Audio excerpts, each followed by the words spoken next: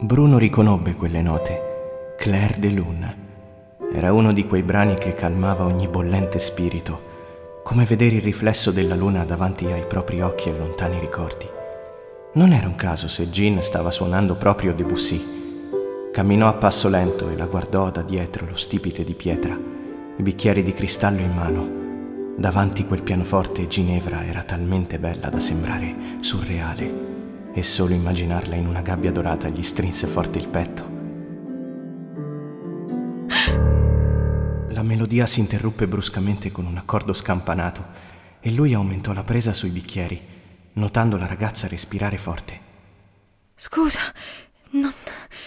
Si ritrovò a distogliere lo sguardo. Vederla accanto a sé gli sembrava così incredibilmente debole che si sentì frantumare il cuore in 1000 pezzi.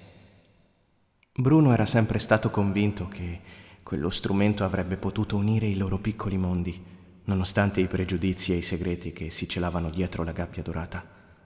Sei diventata davvero brava. Credevo avessi smesso.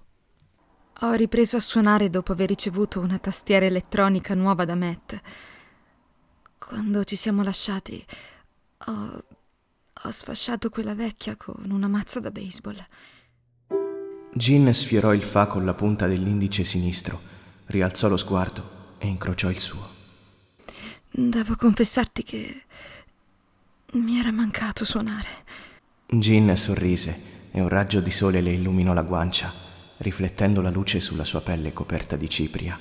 Quel poco di trucco che aveva sul viso metteva in risalto la sua carnagione ed era bellissima.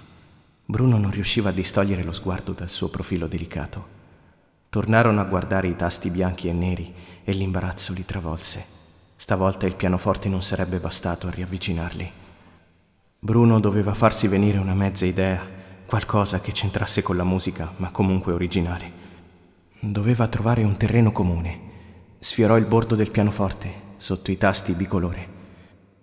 Sai, ho iniziato il mio progetto proprio da qui. Non sapevo cosa inventarmi. Poi ho cominciato ad improvvisare e mi è arrivata l'ispirazione. Vuoi sapere quale canzone ho suonato? La polacca in La bemolle maggiore. Azzardò Jean, ricordandosi di quanto Bruno fosse legato alle composizioni di Chopin. Non l'ho mai imparata.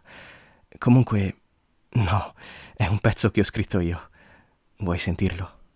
Lei annui, mise via il bicchiere e gli fece spazio sullo sgabello di pelle. Bruno si sedette accanto a lei e avvertì di nuovo il suo calore.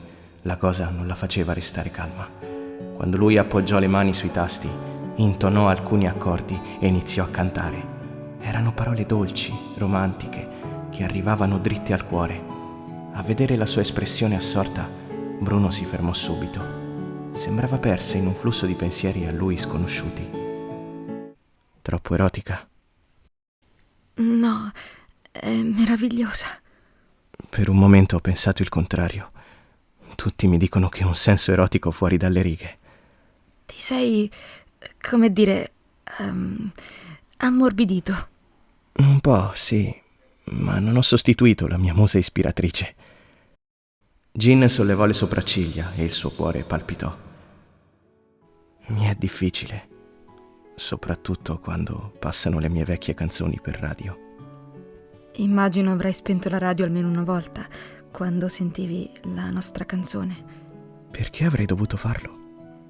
Forse perché è passato così tanto tempo dall'ultimo. Ti prego, Jean, lascia perdere il passato. Gli occhi blu-verde di lei scivolarono nei suoi come inchiostro nell'acqua, lo stesso colore del cielo che sovrastava le vie di Honolulu, con una bellezza indefinibile. Come aveva potuto rovinare quel bellissimo viso, riempiendolo di lacrime? So di averti delusa quando ti dicevo che sarebbe andato tutto bene, ma questa volta mi impegnerò per mantenere viva la nostra amicizia. È una promessa. La ragazza si guardò il braccialetto d'oro sul polso, poi alzò lo sguardo. Aveva teso il mignolo della mano sinistra e la sua espressione era la più dolce che avesse mai visto sul suo volto. D'accordo. Allungò il mignolo della sua mano destra e lo intrecciò al suo. Quell'amicizia avrebbe funzionato.